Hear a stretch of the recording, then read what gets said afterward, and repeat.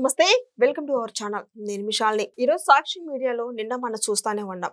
డిబేట్లో ఒక anchor Kommineni arrest అయింది చూస్తానే ఉన్నాం. మరి ముఖ్యంగా చూసుకుంటే దానికి స్పందించి వైసీపీ నేత మాజీ మంత్రి రోజా వ్యాఖ్యలు అంటే కూటమి ప్రభుత్వం లా అండ్ ఆర్డర్ ఎటుపోయింది, అక్రమంగా అరెస్టులు చేస్తున్నారు, రెడ్ బుక్ రాజ్యాంగం నడుస్తుంది, ఇలాంటి వ్యాఖ్యలన్నీ కూటమి ప్రభుత్వం మీద అమ్మ మాట్లాడుతుంది. దీని మీద పూర్తిగా విశ్లేషించడానికి మనతో పాటు స్టూడియోలో ఉన్నారు senior journalist doctor Kanakadurga Vadlamani గారు ఉన్నారు. వారిని అడిగి కొన్ని విషయాలు మనం తెలుసుకుందాం. నమస్కారం మేడం. నమస్తే. ఈరోజు కొమ్మినేని అరెస్ట్ అయితే దానికి స్పందించి రోజా వ్యాఖ్యలు కొన్ని మాటలైతే మాట్లాడుతుంది కూటమి ప్రభుత్వం మీద.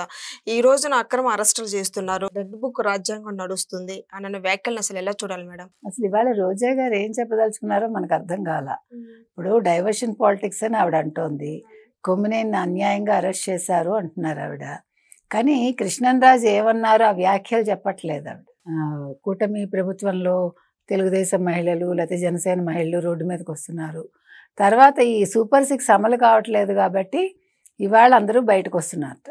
రైతులు వచ్చి ధర్నా చేస్తున్నారట, వాలంటీర్లు వచ్చి ధర్నా చేస్తున్నారట, మహిళలు వచ్చి ధర్నా చేస్తున్నారట. అంటే ఇవాళ డైవర్షన్ పాలిటిక్స్ ఎవరు మాట్లాడుతున్నారు అని మనం రోజాని అడుగుతున్నాం. ఇప్పుడు కొమ్మినేని ఎక్కడ క్షమాపణ చెప్పారో ఆ వీడియో సాక్షి వాళ్ళని పెట్టమనండి, మనకేం అబ్జెక్షన్ లేదు. ఎందుకంటే మనకు కనిపించలేదు, వినిపించలేదు. అంటే ఒకవేళ పొరపాటు మంది అయితే కనుకైతే సరిదిద్దుకోవచ్చు కదా. ఇప్పుడు పొరపాటు ఎవరిదైనా కూడా తెలుసుకోవాలి. ఒకవేళ నిజంగా ఆయన క్షమాపణ చెప్పుంటే పెట్టమనండి. మొన్న చేసిన వీడియోలో కూడా ఆయన కావాలంటే క్షమాపణ చెప్తాను అన్నారు. ఆయన క్షమాపణ చెప్పింది భారతీరెడ్డి గారికి, ఖచ్చితంగా జగన్మోహన్ రెడ్డి గారికి. నిన్న కూడా భారతీరెడ్డి గారికి, జగన్మోహన్ రెడ్డి గారికి క్షమాపణ చెప్పారు ఆయన.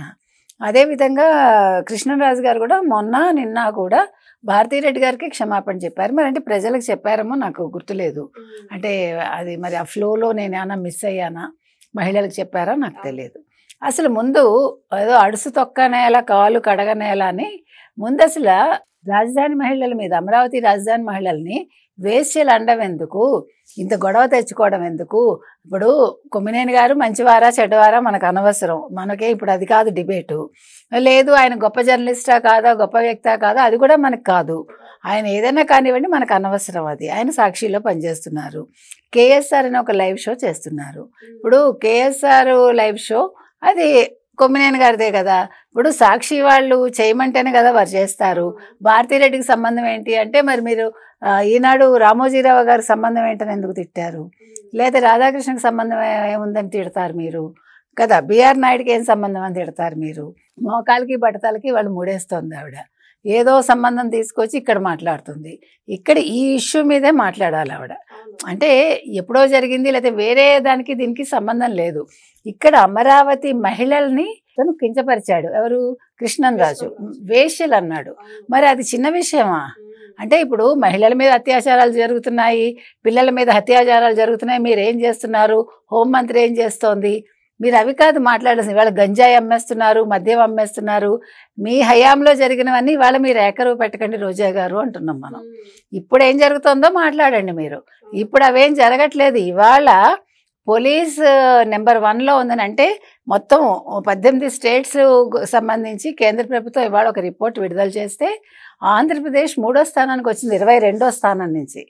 అంటే పోలీసులు చాలా సక్రమంగా పనిచేస్తున్నారు. ఇంకా అంతకు మించి ఏం కావాలి? కితాబు కేంద్రమే ఇచ్చింది. అంటే పోలీసు సజావుగా వాళ్ళ పని వాళ్ళు చేస్తున్నారు. వాళ్ళ అక్రమంగా కేసులు పెట్టట్లా. ఇవాళ కొమ్మినేని గారిని అరెస్ట్ చేశారంటే ఆయన షోలో ఆయన ఖండించలేదు. ఆయన ఏమన్నారు? మీరు ఇలా అంటున్నారు, ఆలోచించుకోండి, మీ మీద ఎవరైనా ఏదైనా అంటారేమో, మిమ్మల్ని ఏదైనా ఇది చేస్తారేమో అని మాట్లాడాడు. అంతేగాని ఆయన మీరు మాట్లాడకండి, ఇక్కడితో ఇది ఆపేయండి అని ప్రజలకి నేను క్షమాపణ చెప్తున్నానండి ఛానల్ తరఫున, నా తరఫున, ఆయన తరఫున అని అనలేదుగా. మరి అది మాట్లాడమనండి. ఇప్పుడు డైవర్షన్ పాలిటిక్స్ ఎవరు చేస్తున్నారు?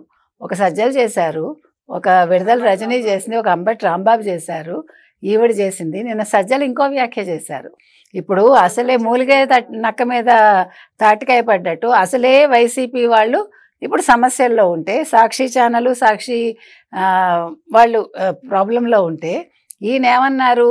పిశాచాలకి రాక్షసులకి పుట్టిన సంకర జాతి మహిళలు అని అమరావతిలో ఎవరైతే ఈ ఉద్యమం చేస్తున్నారంటే వాళ్ళ ఫోటోల్ని చెప్పుతో కొట్టారో వాళ్ళని అన్నారు.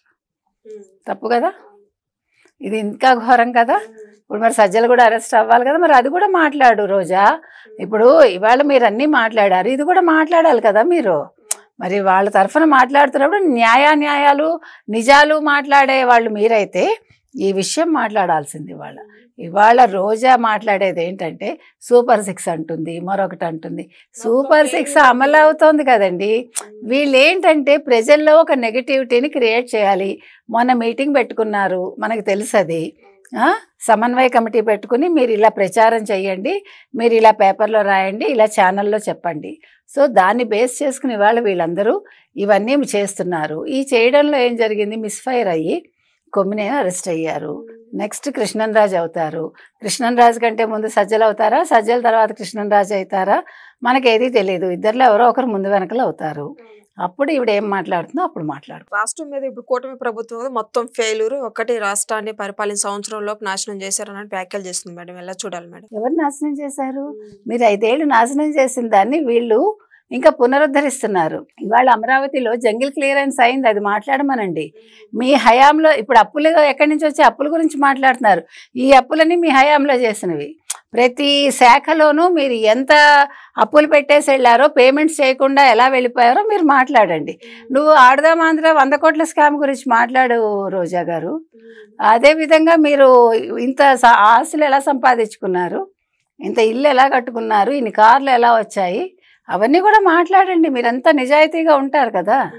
మీకు అప్పుల నుంచి ఆస్తులు ఎలా వచ్చాయి, జగన్మోహన్ రెడ్డి గారు ఇన్ని ప్యాలెస్లు ఎలా కట్టారు, ఇంత ఆస్తులు ఎలా వచ్చాయి, రూపాయి తీసుకునే ముఖ్యమంత్రికి, అయితే మరి రూపాయి కూడా తీసుకోరేమో ఆయన, తీసుకొని ముఖ్యమంత్రికి ఇన్ని ఆస్తులు ఎలా వస్తాయి, మాకు ఏదీ సంబంధం లేదు, ఈ ఫ్యాక్టరీ మాది కాదు, ఛానల్ మాది కాదు, మరొకటి మాది కాదు అంటారు కదా. మరి ఇవేవి మీవి కానప్పుడు మీకు ఇంత, మీరు ఎందుకు ట్యాక్సులు కడుతున్నారు, ఇంత డబ్బులు ఎలా వచ్చాయి, ఎలా వస్తున్నాయి, అన్నింటి మీద మాట్లాడాలి కదా. ఇప్పుడు రోజా గారు మాట్లాడితే ఆవిడ చాలా నిజాయితీగా మాట్లాడతారు కాబట్టి ఇవన్నీ కూడా మాట్లాడితే సంతోషిస్తారు, ప్రజలు తెలుసుకుంటారు. జగన్మోహన్ రెడ్డి ఎంత పేదవాడు, ఆయన ప్యాలెస్లోనే ఎలా ఉంటారు, ఆయనకి 926 మంది సెక్యూరిటీ ఎందుకు ఉంది, ప్రైవేట్ సెక్యూరిటీ. మళ్ళీ ఇప్పుడు ప్రతిపక్షం ఎందుకు ఇవ్వలేదో ప్రజలకు తెలుసు. మీరు వద్దనుకున్నారు కాబట్టి మిమ్మల్ని ఇంట్లో కూర్చోబెట్టారు.